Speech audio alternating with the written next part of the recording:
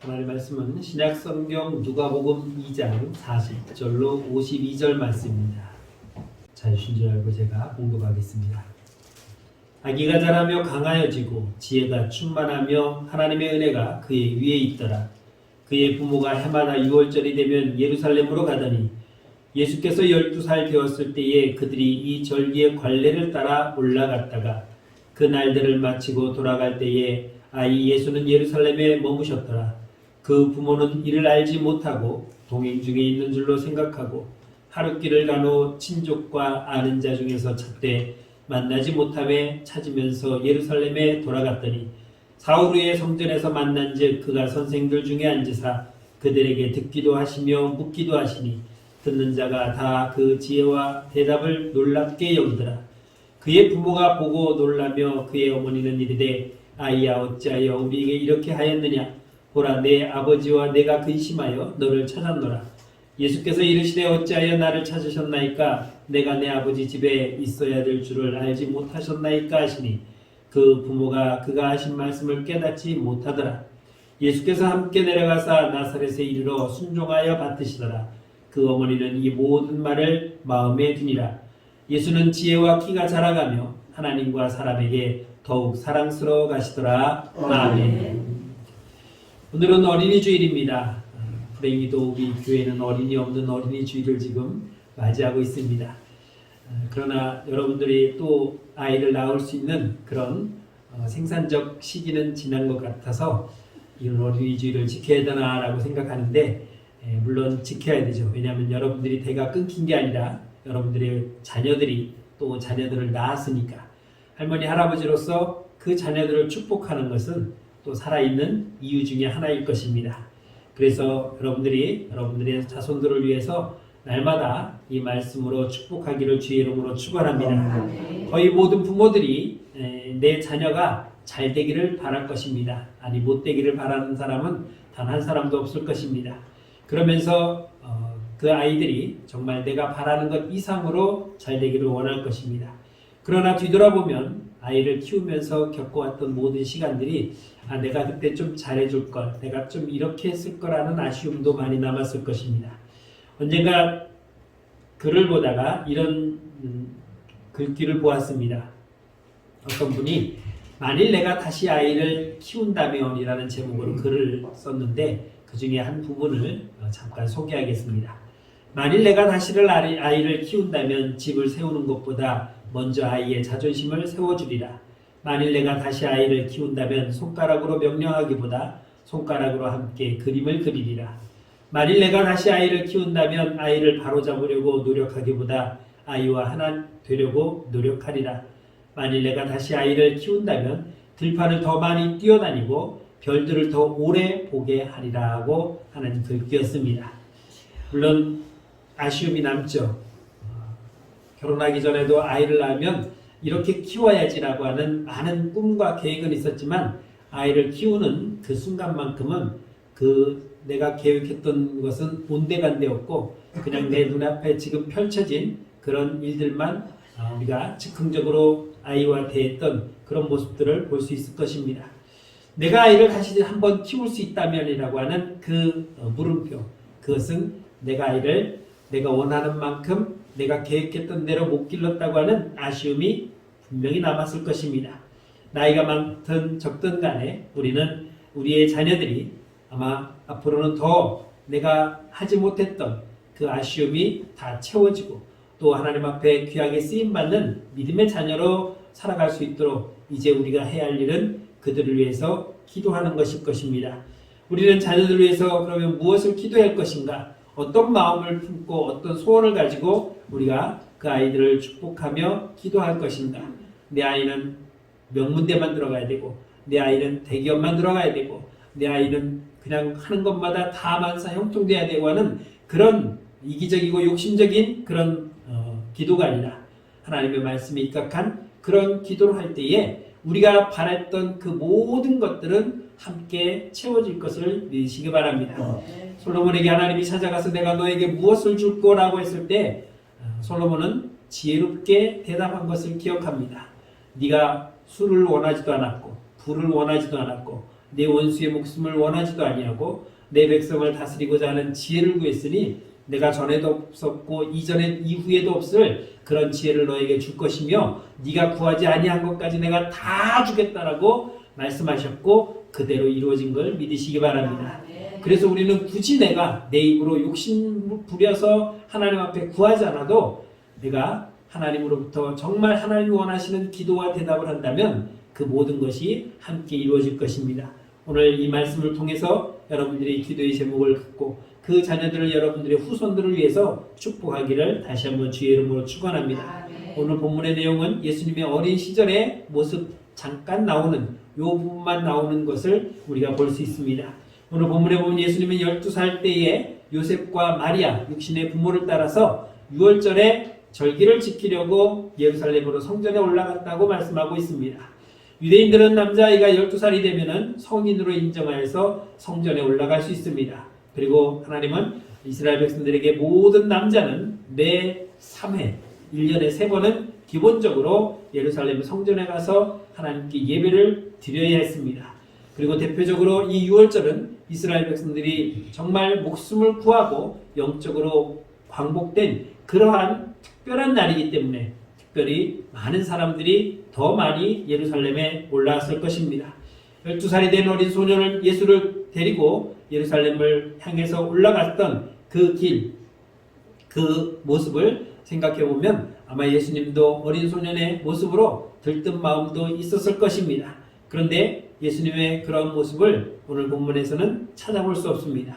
예루살렘에 올라가서 절기를 지키고 부모와 함께 내려가는 다시 집으로 돌아가는 그 길에 많은 친척들과 함께 동행했기 때문에 가면서 이야기하고 또 뭐 자기들만 온 것이 아니라 그 마을 사람들이 아마 같이 왔을 수도 있으니까 막 이야기하며 신나게 내려갔을 것입니다. 그렇게 한 길을 갔는데 우연히 한번 뒤돌아봤더니 내 아이가 없는 것을 발견했습니다. 여러분 혹시 한 20여 년 전인가요? 나홀로 집이라는 영화를 보신 적 있습니까? 거기에 보면은 온 가족이 크리스마스 여행을 떠납니다. 비행기를 타고 떠나는데 아이 하나를 빠뜨리고 갔어요. 자녀가 많아서 막 부산하게 움직여서 비행기 시간 안 놓치려고 막 뛰어서 비행기를 타고 이륙을 했는데 그때 보니까 아이 하나가 없어진 걸 알았습니다. 그런 겁니다. 우리가 한번 상상해 볼 수 있을까요? 아마 우리는 그런 일은 없을 겁니다. 그런데 영화이니까 그런 줄 알았는데 이 영화를 어디서 따왔냐 하면은 여기서 따온 것은 아닐까라는 생각이 들 정도로 어떻게 내 자녀가 내가 데리고 온 자녀를 데리고 가지 않고 그냥 친척들과 이웃들과 함께 이야기하면서 오늘 은혜 받았어 이번 절기는 너무나도 특별했어 하면서 막 이야기하며 또 걸어가는 그 시간이 1시간도 아니고 무려 하루길을 갈 만큼 까맣게 모르고 갈 수 있었을까 라는 생각도 해봤습니다. 그리고 드디어 알았습니다. 내 아이가 없어진 것을. 오늘 48절에 보니까 헐레벌떡 뛰어왔습니다. 하루길을 가서 다시 돌아와 하루길을 걸어왔습니다. 그리고 그 다음날 발견했으니 사흘 후에 만나서 아이를 찾아 하는 말이 48절에 아이야 어찌하여 우리에게 이렇게 하였느냐 보라 내 아버지와 내가 근심하여 너를 찾았노라. 그 아이가 없어진 것을 아는 그 순간 그 부모의 심정은 어땠습니까? 여러분 아이 잃어버려 보신 적 있습니까? 우리 아이가 4살, 5살인가요? 유치원에 5살에 갔습니까? 4살이요? 4살에 갔네요. 교회에 유치원이 있어가지고. 그런데 아이가 없어졌어요. 정신없이 찾았는데 안 보여요. 차를 타고 온 동네 구석구석 골목을 돌다가 하마터면 제가 골목에서 아이를 칠 뻔도 했어요. 제정신이 아니었어요. 그리고 한참 돌다가 집에 와서 다시 한번 타겠는데 옆집에서 놀고 있었어요.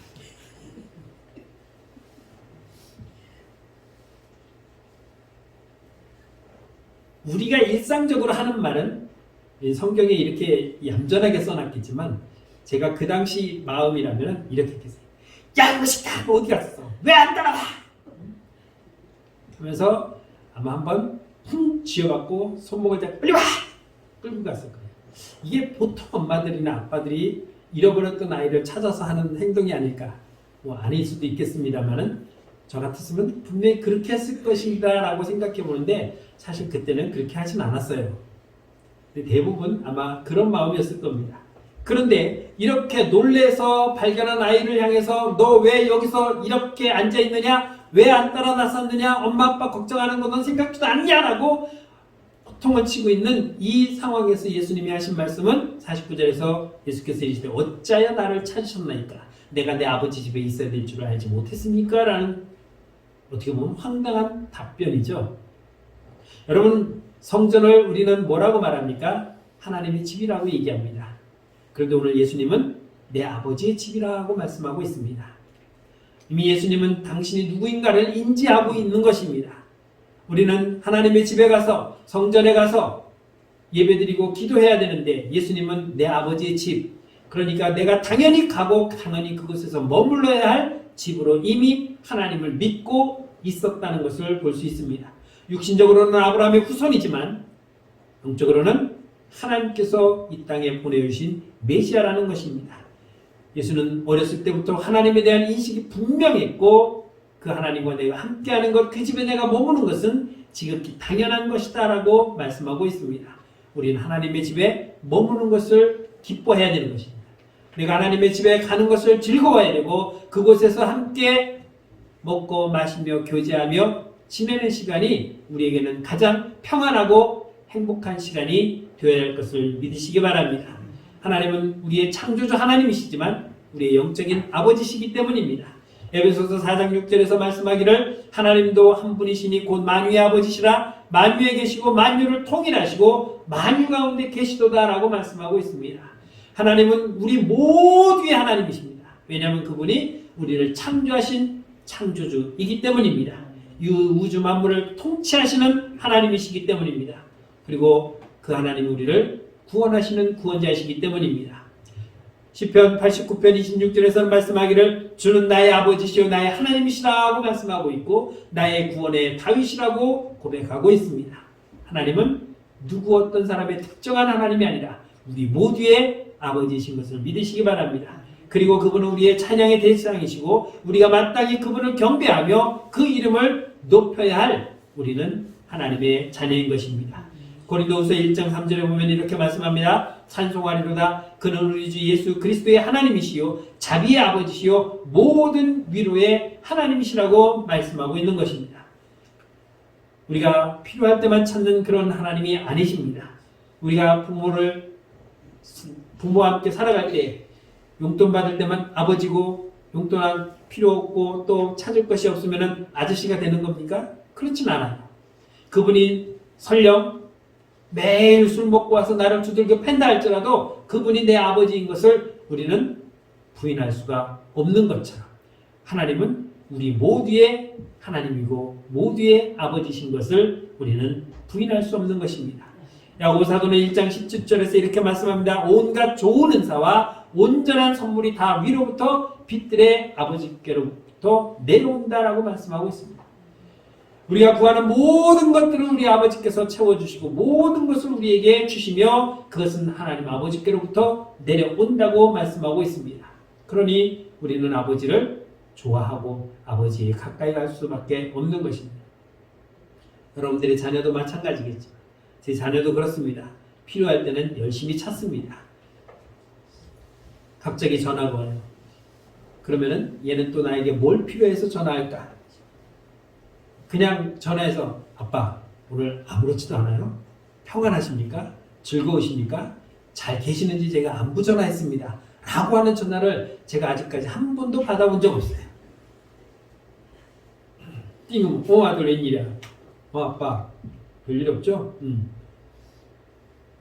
근데 저기 뭐 필요한데 돈 좀 빌려주세요. 돈 빌려달 때는 꼭 지엄마한테 안 하고 꼭 지 아빠한테만 전화해요. 그리고 제가 이자는 받는 건 아니지만 아빠한테 빌려가는 돈은 세상 없이 갚아야 되는 돈이지만 안 갚고 싶으면 그때는 엄마한테 전화해요. 엄마한테 빌려가는 건 입 닦아도 되는 돈이니까. 엄마는 그냥 달래면 무조건 다 줘요. 근데 아빠는 반드시 빌려달라고 해요. 중학교 때도 그랬고 고등학교 때 그렇고 성인이 돼서도 마찬가지예요. 부자간에도 금전관계는 말끔하고 깔끔해야 됩니다. 뭐 이자는 안 받아도 모든 것은 아버지께로부터 와요.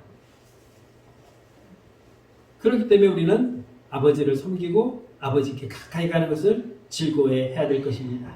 그런 아버지를 더 가까이 할 수 있도록 우리가 우리의 자손들에게 가르치고 또 가르쳐야 하는 것입니다.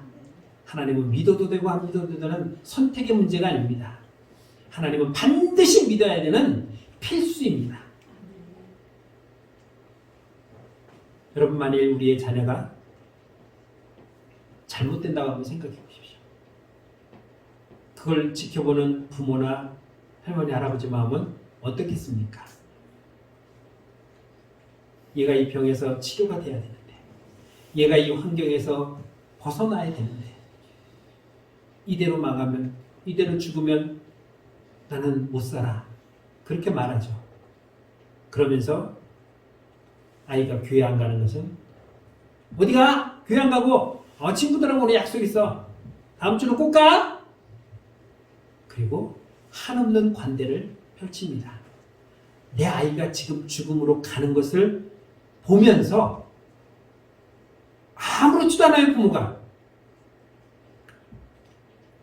지난주에 노예 목사님이 저보다 2살 많으신 분인데 2004년도에 우리 교회 와서 부흥하실 때 목사님이 밭에 있다가 갑자기 쓰러져서 그냥 가셨어요. 점심에 그 연천교회 목사님하고 열린교회 목사님하고 셋이 점심을 먹고 헤어졌는데 그날 저녁에 사망했다는 소식을 들었다는 거예요. 우리는 오늘 나가면은 제가 반드시 들어올 거라고 하는 믿음이 너무나도 충만해요. 그러나 오늘 내 아이가 나갔다가 하나님이 그대로 데려가실 수도 있다는 생각을 우리는 안 해요. 왜? 나보다 어리니까. 오는 순서는 있어도 가는 순서는 없습니다. 우리의 생명의 주권자는 내가 아니라 하나님 아버지십니다. 오늘 내 아이가 아직까지 안 믿고 있다가 오늘이라도 하나님이 데려가시면 어떡해요? 지옥 가야 돼요. 뒤바꿀 수가 없어요. 여러분, 내 자녀가 잘 되기를 바라고 좋은 대학 가길 바라고 부자로 되고 좋은 회사 다니고 앞으로 모든 애들 다 만사형통 되기를 원하는데 왜 영원히 사는 것의 문제는 그렇게 관대하고 평안하신지, 우리 자녀들이, 자손들이 하나님 앞에 예배드리는 자가 되기를 축복하며 기도하시기를 주의 이름으로 축원합니다. 예수님은 성전을 사랑했습니다. 오늘 49절을 보면은 예수께서 이르시되 어찌하여 나를 찾으셨나이까? 내가 내 아버지 집에 있어야 될 줄은 몰랐습니까? 내가 내 아버지 집에 있는데 왜 찾습니까? 내가 남의 집 갔습니까? 내 아버지 집에 와 있어요. 그러면 당연히 안 보이면 아버지 집에 와 있구나라고 생각하고 오시면 되지. 어디 가서 찾다가 이제 오셨습니까? 내가 잘못된 데 갔습니까? 왜 나를 책망합니까? 여러분, 우리 자녀들이 교회 가는 것을 나무라지 마십시오. 뭐 지금이야 뭐 세상이 많이 바뀌어서 그렇지만 저희 어렸을 때 어땠습니까? 가서 놀 수 있는 곳이 교회였어요. 교회에서 그랬다고 교회에서 친구들과 형들과 동생들과 놀고 교회에 있는 탁구대에서 끊임없이 기다리면서 탁구 치고 모여서 축구하고 주일날 아침이면 새벽기도, 우리는 토요일날 저녁에 교회에서 잤어요. 그리고 아침에 일어나면은 새벽기도 마치고 바로 학교 가서 운동 축구하고 그리고 교회 와서 또 하루 종일 섬기며 놀고 지냈던, 온전히 주의전에서 놀았어요. 학교 끝나고 갈 데 없으면 교회 왔어요. 교회가 우리의 놀이터였고 우리가 오는 곳에 당연히 모이는 곳이에요. 그런데 지금 어떻습니까? 교회는 일주일에 한 번 오는 것도 힘든 곳이에요. 그만큼 우리가 하나님의 집을 떠나 있다는 거죠. 12살밖에 되지 않은 어린 소년이었지만 내가 아버지 집에 있어야 되는 것을 분명히 알고 계셨고 그곳에서 하나님과 함께하는 것을 주님은 어려서부터 잊지 않았다는 것입니다. 성전에서 예배하고 기도하고 교제하며 나누는 것, 이것이 성도의 삶이 되는 것은 마땅한 것입니다. 지난 3년 동안 코로나로 예배를 모여서 드리지 못했던 그 시간들이 오늘 우리에게 얼마나 큰 충격으로 와 있는지 모릅니다. 공식적으로 정확한 계산은 없지만 우리 합동층만도 약 1000여 개 교회가 사라졌다고 합니다. 작은 교회들은요. 코로나 시대에 같이 예배를 못 드리니까 헌금이 없고 운영이 안 돼서 결국 버티다 문을 닫았어요. 그리고 코로나 시대에 비대면으로 예배 드리다 보니까 이제는 다 와서 예배 드려야 되는데 이제 비대면에 적응이 되어서 목사님 우리 교회 유튜브로 안 해줘요? 전화가 온답니다. 주의전에 가는 것을 멀리하고 주의전에서 멀어지면 내 삶이 피폐해지고 하나님과 멀어지게 되어 있는 것입니다. 그래서 날마다 모이기를 힘쓰는 우리의 자녀들이 될 수 있도록 축복하는 기도를 하시기를 주의 이름으로 축원합니다. 예수는 이렇게 하나님의 집을 나의 집으로 하나님이 나의 하나님인 것을 분명히 깨닫고 예배하는 삶으로 살았습니다. 그리고 그는 부모를 섬길 줄 아는 사람이었습니다. 오늘 51절 말씀 보면 예수께서 함께 내려가사 나사렛에 이르러 순종하여 받들었다라고 말했습니다. 누구를 순종했습니까? 부모의 말씀에 순종했습니다. 유월절에 다 마치고 집으로 돌아와서 일상으로 돌아간 예수는 아버지가 목수였기 때문에 목수인 아버지를 도우며 살았습니다. 오늘날 목수는 그냥 가서 현장에 가서 뚝딱뚝딱 만들지만 주문이 들어오면 집에서 만들어야 되죠. 요즘처럼 기계가 좋은 것도 아니라서 그냥 완전히 수동으로 해야 돼요. 그러면 아이야 이거 좀 붙잡아라. 이거 좀 옮겨달라. 도와줘야 돼요. 부모의 말씀에 순종하며 부모의 말씀을 따라서 힘썼다는 것을 볼 수 있습니다. 육신의 부모를 섬기는 것. 이것도 하나님 우리에게 주신 분명한 명령이고 계명입니다. 내 아버지의 집이라고 예루살렘 성전을 생각했지만 집에 돌아와서는 하나님 말씀에 순종했습니다. 어려서부터 하나님 말씀을 가까이 했고 그 말씀으로 자랐던 예수였기 때문에 그가 성전에서 말씀을 나눌 때에 그 율법사들이 얼마나 놀랬다고 기록하고 있습니까? 깜짝 놀랐다고 했습니다. 12살의 어린 나이가 이러한 하나님의 말씀을 이러한 율법에 깨닫고 있음을 그들도 놀랬다라고 기록하고 있습니다. 동생들도 아마 잘 돌봤을 것입니다.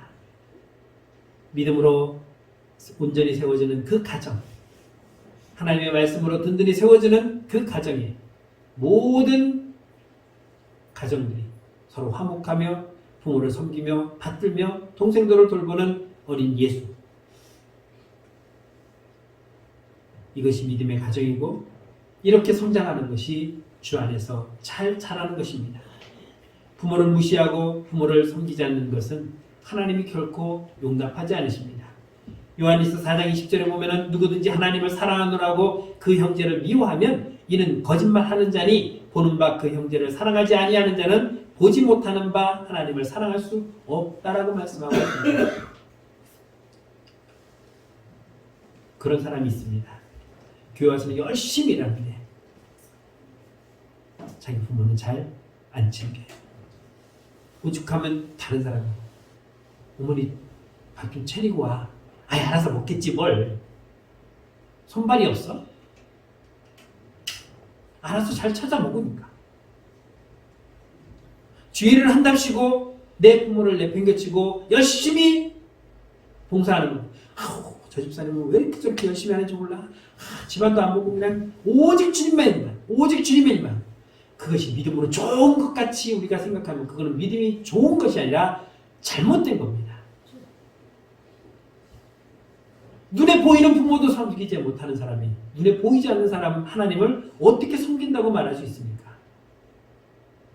오늘 성경 분명히 말하지만 그것은 거짓말이라고 말하고 있습니다. 백날 나와서 교회에서 그렇게 헌신하고 봉사하는 척해도 그 사람은 하나님이 절대로 인정하지 않는 사람입니다. 우리가 잘못된 것을 잘못된 것이라고 생각하지 못하고 잘못된 것을 맞다고 생각하고 쭉 가보십시오. 잘못된 겁니다. 그러기 위해 하나님의 말씀을 제대로 알고 제대로 섬기고 제대로 실천해야 하나님 앞에 제대로 인정받는 삶이 될 수 있는 것입니다. 여러분들이 자녀들이 자라서, 여러분들의 자손들이 자라서 부모에게 효도하고 할머니 할아버지에게 예를 다 갖출 수 있는 그런 자녀들이 되기 원하신다면 우리 하나님의 말씀으로 우리 자녀들을 바르게 가르쳐야 할 것입니다.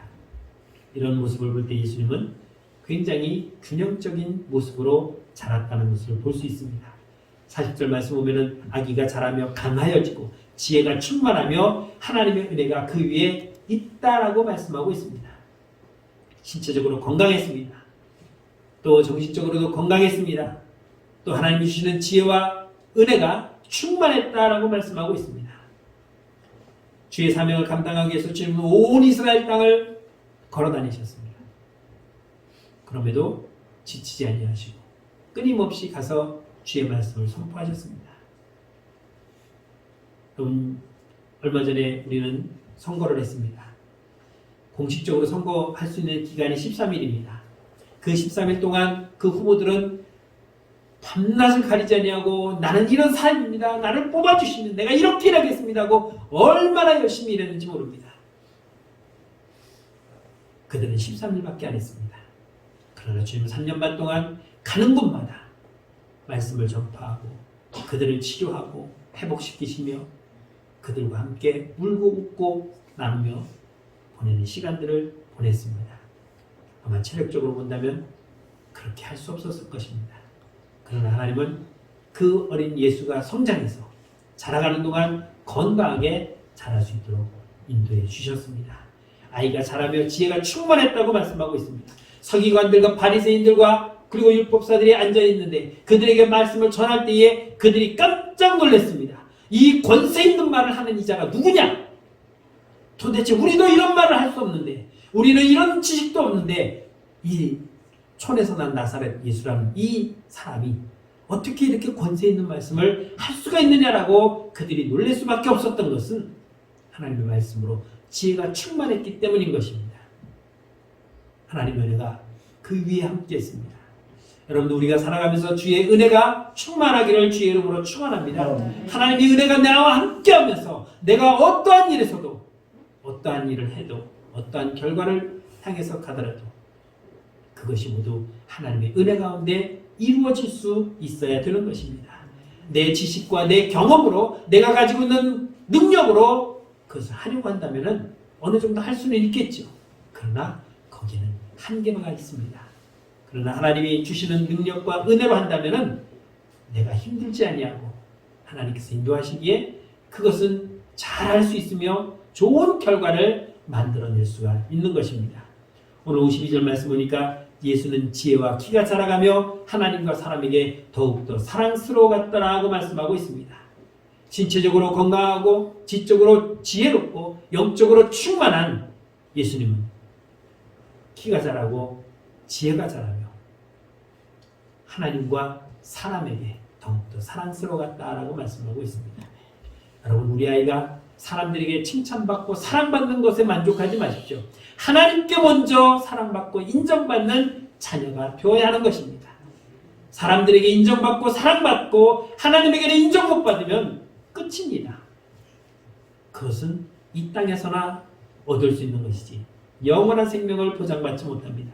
그러나 하나님께 인정받고 사랑받으면 세상 사람들도 당연히 사랑하고 인정할 수밖에 없는 것입니다.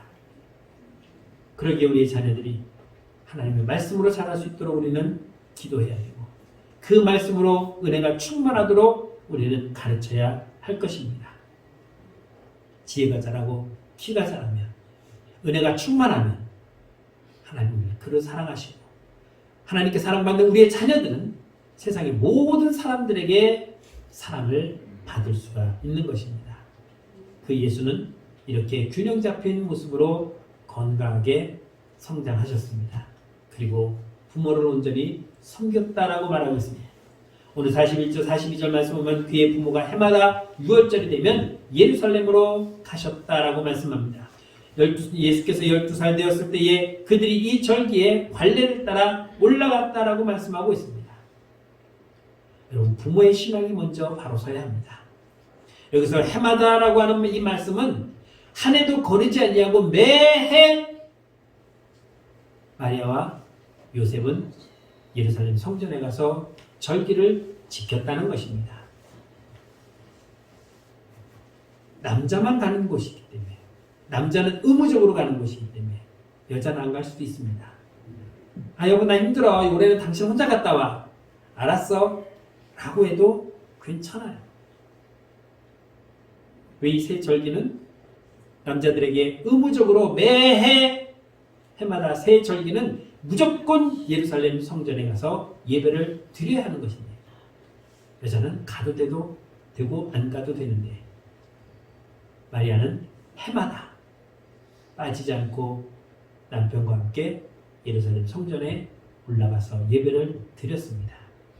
그리고 12살 된 성인식이 되는 예수 어린 소년을 데리고 예루살렘으로 올라갔습니다.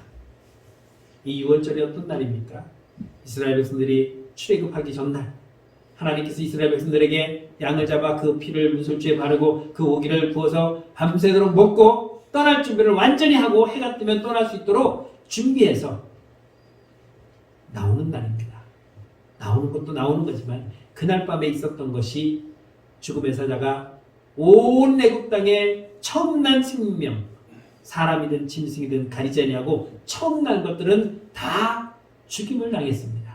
그런데 죽지 않은 것은 문설주에 이 어린 양의 피가 발라져 있는 집에 그 죽음의 천사가 넘어갔습니다. 6월절에는 넘어가다라는 뜻입니다. 죽음의 천사가 우리 집을 넘어갔습니다. 그래서 살았습니다. 그러나 애굽 땅에는 많은 애굽인들 집에는 그 피가 없었기에 그날 온 애굽은 초상집이 되었던 것입니다. 무려 430년 동안 노예로 살았던 그들이 해방된 날입니다. 그날에 특별히 하나님 앞에 나와 예배드리는 그 6월절에 아이를 데리고 올라갔다는 것은 그만큼 요셉과 마리아가 신앙적으로 바로 섰고 그 바로 선 믿음의 자세를 자녀에게 가르치고 있음을 보여주는 것입니다. 흔히들 부모는 아이들의 거울이라고 말합니다. 내가 거울이 되어서 우리 아이가 그 거울로 바라볼 수 있기를. 쟤는 어디서 태어났는지 누구를 닮았는지 왜 저 모양인지 몰라 라고 말하는 그 사람을 닮았다는 걸 잊지 마십시오.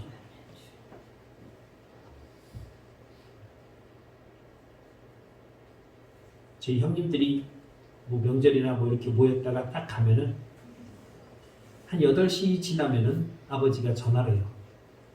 하나하나 돌아가면서 잘 도착했냐? 네. 둘째한테도 하고 셋째한테도 하고 넷째한테도 하고 다섯째한테도 하고 6번째 딸에게도 하고 7번째 딸에게도 하고 8번째 아들은 같이 사니까 안 해요. 그런데 제가 결혼해서 떨어져 사는데 갔다 오면 전화가 와요. 잘 도착했냐? 네. 도착했으면 이놈아 전화를 해야지. 잘 도착했다고. 네, 다음부터 할게요. 하는데 다음부터 안 하더라고요. 왜? 습관이 안 돼 있다 보니까. 그런데 우리 아들, 딸들이 안 해요. 왔다 가면은 전화를 안 해요, 이놈 새끼들이. 그래서 제가 전화해요. 야, 잘 도착했냐? 응. 도착했으면 잘 도착했다고 그래요. 잘 도착했는데 뭐. 뚝 끊어. 그 순간 아버지가 하셨던 게 생각이 나서 제가 전화 안 해요. 나도 그랬는데. 내가 그랬는데. 내가 왜 이렇게 하니까. 내가 못한 건데 당연히 그거 내가 받아야지. 감수하고 있습니다. 그래서 손주가 태어나면 제가 가르치려고요. 그때까지 살아있습니다. 나갔다 오면 꼭 집에서 전화해, 부모한테. 제가 그렇게 거울로 비춰주지 못했던 거예요. 여러분, 있을 겁니다. 내가 못 가르쳤던 거.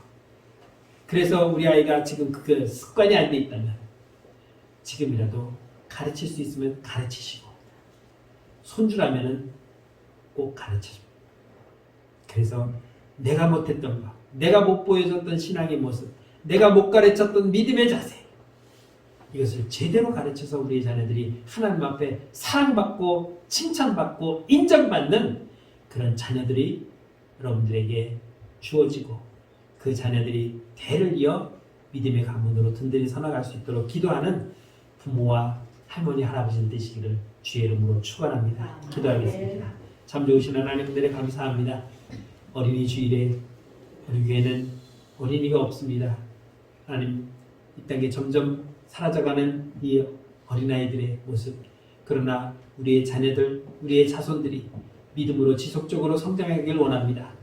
아브라함의 믿음의 대가 끊이지 아니하고 이어졌던 것처럼 비록 우리나라에 복음이 전해져 우리가 믿은 지 얼마 되지 않았지만 하나님, 우리도 아브라함의 후손처럼 우리의 대가 믿음으로 끊어지지 아니하고 주님이 오시는 그날까지 이 믿음의 대가 이어져 갈 수 있도록 우리 자녀들을 축복하시고 우리의 자녀의 자녀들을 축복하셔서 우리의 모든 후손들이 하나님 앞에 든든히 서나감으로 이 땅의 복음화를 이루며 하늘의 뜻을 이루어가는 우리의 자손들이 될 수 있도록 축복하며 기도하는 우리 부모들이 되게 하여 주옵소서.